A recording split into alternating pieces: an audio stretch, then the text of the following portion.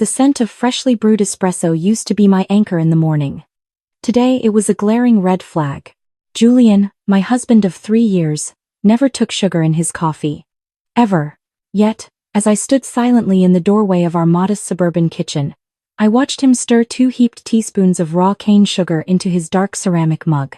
The silver spoon clinked against the porcelain walls, a sharp, erratic rhythm that completely contradicted Julian's usual methodical, silent stirs.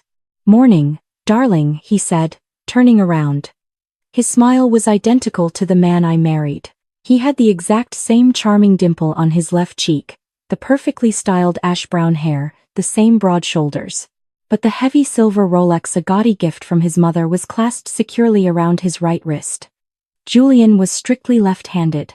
I didn't blink. I didn't gasp. I didn't demand an explanation. I simply stepped forward, the soft click of my low heels against the hardwood floor masking the sudden, icy drop in my chest. I pulled out a wooden stool and sat at the quartz island. It wasn't Julian standing in my kitchen. It was Adrian. His identical twin brother. The realization didn't make me scream or hurl plates across the room. It made my mind boot up like a cold, calculating supercomputer. For weeks, I had noticed the bizarre shifts. One Tuesday, my husband was aggressively obsessed with the quarterly earnings of the tech firm where he worked as a senior director. The very next evening, he forgot his encrypted laptop password and spent 3 hours playing my acoustic guitar, an instrument Julian openly despised, but Adrian passionately loved. They were deliberately trading places to experience my life, my home, and my marriage, playing a twisted psychological game right under my nose. "You have a massive presentation for the board today, right?" I asked, keeping my eyes locked on his. He hesitated for a fraction of a second. "Yeah. Huge. But you know me, Eleanor. I'll crush it." Julian would have cited the exact $14.5 million projected revenue metrics. Adrian just gave a lazy, frat boy grin. I nodded slowly, letting the heavy silence stretch. They honestly thought I was just Eleanor, the quiet freelance data analyst who drove a 5-year-old Honda Civic. They thought my world was incredibly small, easily manipulated, and entirely dependent on Julian's $185,000 annual salary. They had absolutely no idea that my freelance data analysis was a carefully crafted cover. I am the sole founder and majority shareholder of Aegis Capital Management. My personal, hidden portfolio quietly sits at exactly $842,500,000. I own the very commercial skyscraper Julian works in. I own the primary debt on Adrian's failing, overpriced nightclub. I own the financial ground they arrogantly walk on. That evening, we attended a mandatory, suffocating family dinner at my mother-in-law's sprawling estate. Beatrice, a vain woman whose entire personality revolved around her authentic Birkin bags and her son's perceived superiority, sneered at my plain beige trench coat the moment I walked in. "Eleanor," Beatrice sighed loudly, deliberately adjusting her $45,000 diamond tennis bracelet, still doing those tedious little spreadsheets from home. "Julian works so incredibly hard at the firm. I do hope you're keeping his house meticulously tidy." "Julian, the real Julian this time," I noted, as his watch was back on the proper left wrist, chuckled softly. "She tries, Mom. But you know, not everyone is built for high-level corporate pressure." Across the grand living room, Adrian caught Julian's eye. A brief, mocking smirk passed between the twins, a silent, cruel inside joke. They were laughing at me. I didn't react. I smiled thinly and looked down at my encrypted phone. A secure notification flashed on the screen. Aegis Capital. Hostile takeover of Horizon Tech finalized. Executive restructuring protocols ready for your ultimate approval. "You're quite right, Beatrice," I said, my voice barely above a whisper, yet possessing a sharp edge that cut straight through the arrogant chatter. "Corporate pressure is heavy. It can crush a man in seconds." The next morning, I did not confront the man in my kitchen. Instead, I drove my dusty Honda Civic to a discreet underground garage in the financial district and switched to my armored black Maybach. My destination wasn't the local grocery store. It was the towering glass monolith of Horizon Tech. As the new majority shareholder, I had absolute, unhindered access. Sitting in the sterile, soundproof boardroom on the 48th floor, I instructed my lead corporate auditor, Mr. Vance, to pull the biometric entry logs for my own house. The discreet digital lock on my front door had been quietly logging fingerprints for the past 6 months. Vance slid a crisp, white dossier across the polished mahogany table. Madam Chairman, the data is conclusive. I opened the file. There it was, printed in stark black ink. Over the last 90 days, Julian's right thumbprint had unlocked the door 42 times. Adrian's left index finger, which he carelessly used, assuming it was a generic, unmonitored keypad, had unlocked it 28 times. 28 nights my husband had handed his twin the keys to my home, my sanctuary, and my life, treating my existence like a shared amusement park ride for their sick entertainment. A normal wife would weep. A normal wife would scream. I simply picked up my gold Montblanc pen and signed the executive restructuring order. Julian is expecting a promotion to vice president at the annual corporate gala this Friday, I told Vance, my voice echoing coldly in the empty room. Make sure he receives the spotlight he so desperately craves. But freeze all his company assets and revoke his executive trading privileges effective Thursday at midnight. And the brother? Vance asked, respectfully adjusting his wire-rimmed glasses. Adrian owes exactly $4,250,000 on the commercial lease for his exclusive nightclub, the Obsidian. I purchased that specific debt 3 days ago through a shell corporation. Initiate immediate foreclosure proceedings on Friday evening. Exactly at 8 p.m., when his VIP party begins. Later that evening, I returned home to find Julian, the real Julian, based on his left-handed grip, ironing his $3,000 Tom Ford tuxedo in the bedroom. He looked up, flashing that practiced, charming smile that used to make my heart skip a beat. Now it just looked like a cheap plastic mask. Eleanor, darling, he began smoothly. The Horizon Tech Gala is Friday. It's a massive night for me. VP level. The whole family is coming to celebrate. I know formal events aren't really your thing. But try to find a dress that doesn't look like it came off a clearance rack, okay? We need to project success to the board. He adjusted his silk tie in the full-length mirror, entirely oblivious to the fact that he was preening for a woman who could dismantle his entire financial existence with a single phone call. Of course, Julian, I replied, carefully pouring myself a glass of iced sparkling water. The ice cubes clinked sharply against the crystal glass, a sound as cold as my racing thoughts. I promised to wear something unforgettable. His phone buzzed loudly on the granite counter. A text from Adrian lit up the screen. My turn for the gala, bro? Or are you taking the boring wife? Julian swiped the notification away quickly, a brief flicker of panic crossing his eyes. Just work stuff, he lied smoothly. Work is so demanding, I agreed, taking a slow, deliberate sip of my water. You never know when a hostile takeover might just ruin your whole week. They were playing a twisted game of trading places with the dull, poor wife. But they were about to learn a very expensive, permanent lesson. The house always wins, especially when I own the house. Friday evening arrived with the stifling elegance of the Horizon Tech annual gala held in the cavernous grand ballroom of the Waldorf Astoria. 3 enormous crystal chandeliers cast a fractured icy light over 400 executives and their spouses.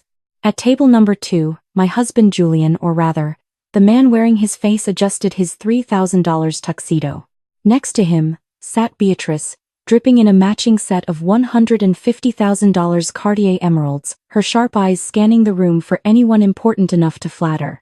Adrian was there too, his left hand tapping a heavy gold signet ring against the starched white linen tablecloth. He was laughing loudly at a joke that wasn't funny. I arrived exactly 42 minutes late.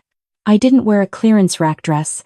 I wore a custom, floor-length midnight blue silk gown, perfectly tailored, paired with a subtle, unbranded platinum necklace that appraised for exactly $2.4 million. When I quietly approached our reserved table, the arrogant laughter died instantly. Eleanor, Beatrice sneered, her painted lips twisting into a frown.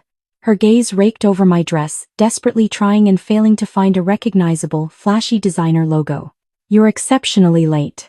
Julian is about to be officially announced as the new vice president of global acquisitions.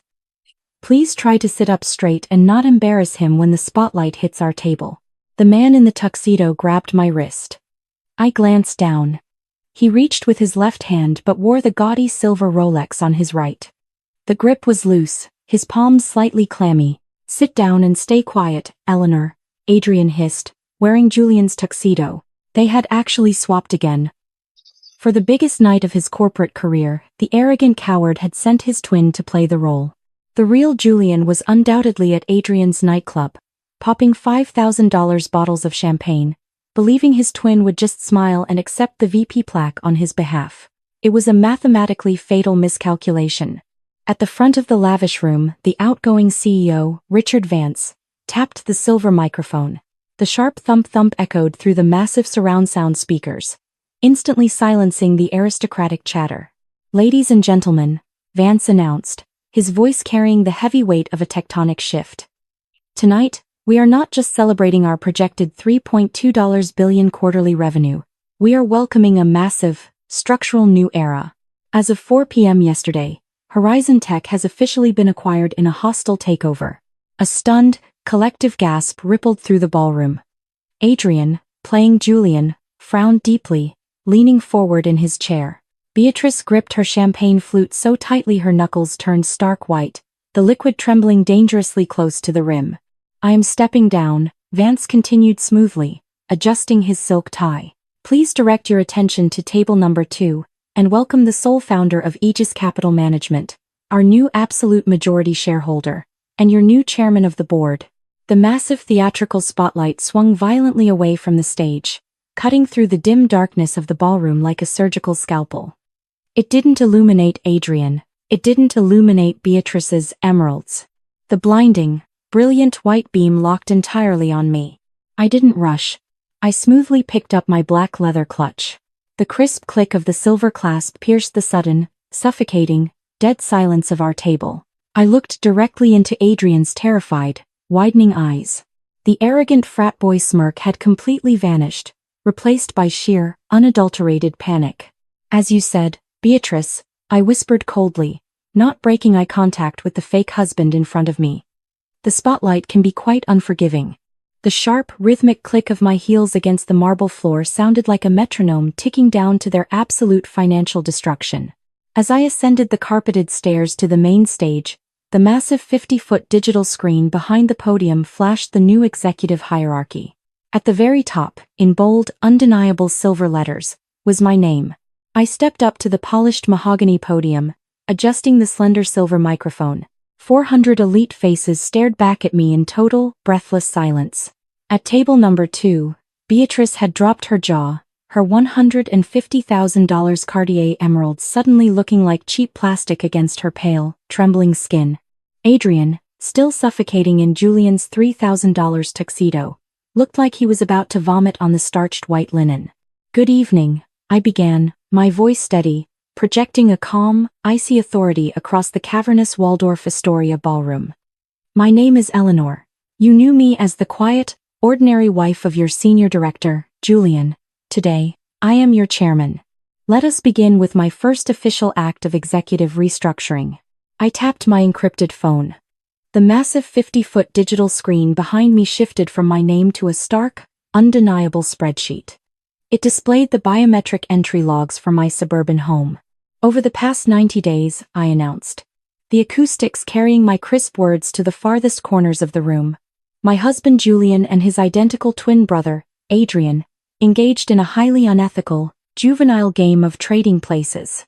28 times, Adrian unlocked my front door using his left index finger. Today, Julian chose to attend a VIP party at his brother's failing nightclub, sending Adrian here to fraudulently accept a vice president promotion on his behalf." A deafening wave of shocked whispers erupted through the crowd. Adrian shrank violently into his chair, covering his face with his left hand. The heavy silver Rolex slipped down his wrist, a glaring, pathetic testament to his fraud. "Julian is terminated, effective immediately, for gross ethical violations," I stated, my tone devoid of anger, purely transactional.